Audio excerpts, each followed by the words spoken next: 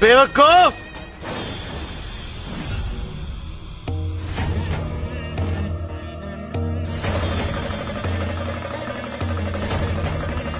अगं इतक्या परीनं समजावलं तुला, पण तुला समजून घ्यायचंच नाहीये का? का समजून घेऊ मी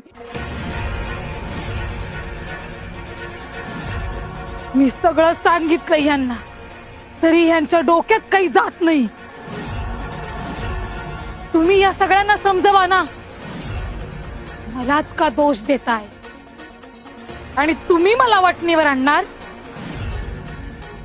मी कोणाच्याच हाती लागणार नाही, एवढं लक्षात ठेवा. अगं कोणीतरी तुझ्यावर अन्याय केला म्हणून तू प्रत्येक व्यक्तीवर अन्याय करणार आहेस का? तू मनोहरला संपवला, तुझा प्रतिशोध होता. खरं तर प्रत्येकाच्या कर्माचा हिशोब आम्ही करतोच, पण तो तुझ्या रागाचा कडेलोट होता असं आम्ही समजू. पण त्यानंतर ह्या घरात राहणाऱ्या प्रत्येक निरपराध व्यक्तीला तू छळलास. छळणार, अजून छळणार. स्वामी, त्यांच्या वागण्याचा